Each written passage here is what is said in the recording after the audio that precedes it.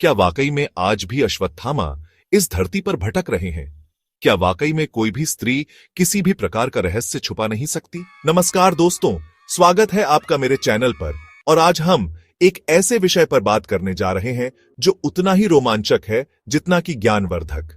महाभारत में वैसे तो सैकड़ों शाप और वरदान मिल जाएंगे, लेकिन 5 श्राप ऐसे हैं जिनका प्रभाव आज कलयुग में भी देखने को मिलता है। महाभारत को महाकाव्य रूप में लिखा गया, भारत का ऐतिहासिक और दार्शनिक ग्रंथ माना जाता है। महाभारत का युद्ध हुए यूं तो बरसों बीत चुके हैं, लेकिन आज भी लोगों में इसके प्रति जिज्ञासा है। इसके बारे में कई तथ्य ऐसे हैं जिन्हें बहुत कम लोग जानते हैं। तो चलिए, आज हम महाभारत के उन 5 अमर शापों के बारे में जानेंगे जो आज भी असरदार हैं। महाभारत का भीषण युद्ध समाप्त हो चुका था।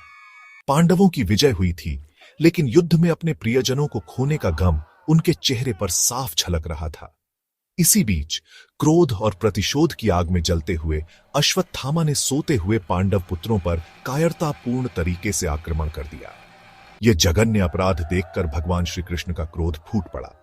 उन्होंने अश्वत्थामा को श्राप दिया कि वह 3000 साल तक पृथ्वी पर भटकते रहेंगे, अमर रहेंगे, लेकिन जीवन जीने की इच्छा मर चुकी होगी। महाभारत युद्ध में भाइयों का वियोग, मित्रों का रक्तपात देखकर युधिष्ठिर का हृदय द्रवित हो गया।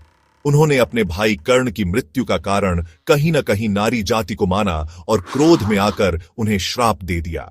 युधिष्ठिर ने कहा कि आज से कोई भी स्त्री किसी भी प्रकार का गोपनीय रहस्य अपने हृदय में छुपाकर नहीं रख पाएगी। स्वर्ग की अप्सरा उर्वशी अपनी सुंदरता और नृत्य के लिए प्रसिद्ध थी। एक बार उन्होंने अर्जुन पर अपना मन मोहित करने की कोशिश की, लेकिन अर्जुन ने उर्वशी को अपनी माता समान बताया और उनके प्रस्ताव को ठुकरा दिया। इस पर अपमानित महसूस करते हुए उर्वशी ने अर्जुन को श्राप दिया कि वह 1 वर्ष के लिए नपुंसक हो जाएंगे। एक बार कुछ राजकुमारों ने शरारत में ऋषि मांडव्य को एक शूली पर चढ़ा दिया।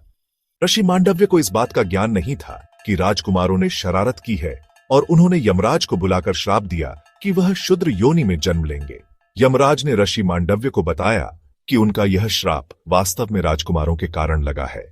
फिर भी यमराज ने ऋषि मांडव्य के श्राप को स्वीकार किया और शूद्र योनि में विदुर के रूप में जन्म लिया। पांडवों के वंशज राजा परीक्षित एक बार जंगल में शिकार खेलने गए थे। तभी प्यास लगने पर उन्होंने एक आश्रम में पानी मांगा। आश्रम में ध्यान मग्न श्रृंगी ऋषि ने राजा परीक्षित की बात नहीं सुनी। इससे क्रोधित होकर राजा परीक्षित ने ऋषि के गले में एक मरा हुआ सांप डाल दिया।